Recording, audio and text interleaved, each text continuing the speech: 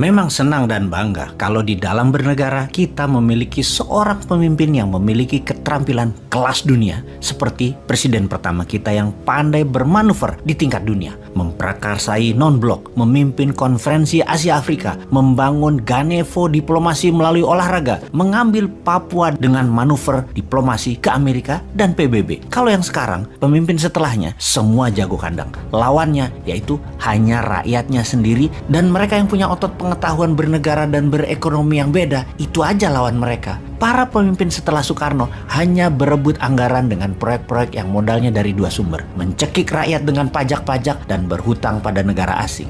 Herannya lagi, dari PDB kekayaan nasional itu yang senilai 1.000 billion terbagi tidak adil di 3 bagian. Yang 130 billion dolar adalah APBN, yang 700 billion dolar adalah oligarki, dan rakyat serta UKM hanya sekitar 170 billion dolar yang dikerubuti 97% populasi. Idealnya harusnya 50-50 lah antara oligarki dan UKM-nya. Bukan sekarang 80 oligarki, 20 UKM. Ketimpangan begini sulit akan lepas selama pemimpinnya tidak kelas dunia, masih berkutat-kutat di dalam negeri. Main seperti Xi Jinping lah sesekali. Ingat 40 tahun yang lalu Tiongkok itu lebih miskin dari Indonesia, jauh kaya Indonesia itu. Sekarang kita bisa-bisanya kagum dan taat pada Tiongkok itu. Bagaimana ya kok bisa gitu?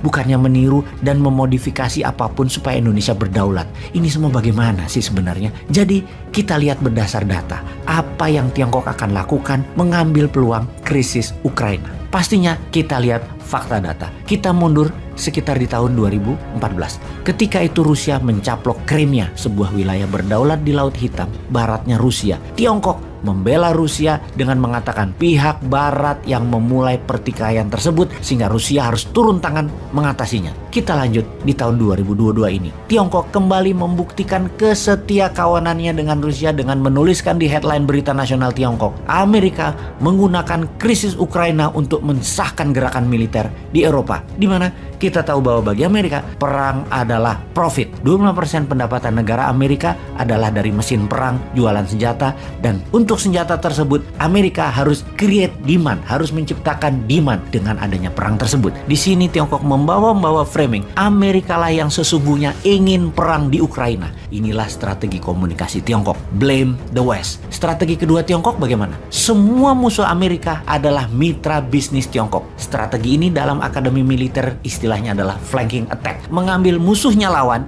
sebagai teman. Misalnya negara Iran, Korea Utara, Rusia, Turki, negara-negara Amerika Latin dan Afrika. Semuanya sekarang menjadi mitra dagang Tiongkok. Kita akan bahas tentang strategi flanking attack ini di serial berikutnya. Strategi ketiga dari Tiongkok ini yang paling penting, yaitu Tiongkok menjadi punya template yang sama ketika kita mundur di tahun 1962. Peristiwa perang Teluk Babi di Kuba, di mana Amerika masuk ke Kuba, menginvasi Kuba, di mana Soviet kala itu akan memasang hulu ledak nuklir di sana yang dengan mudah akan sampai ke daratan Amerika jika hal ini terpasang.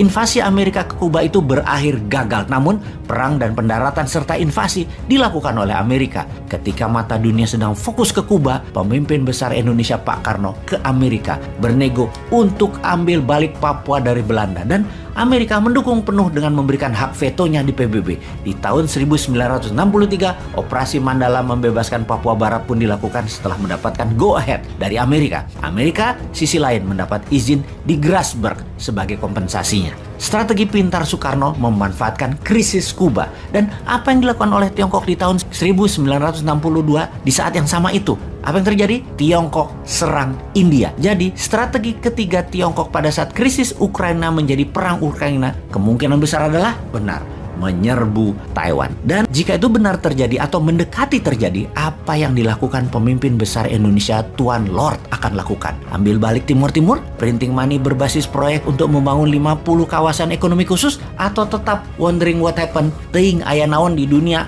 nu penting mah proyek urang mah jalan.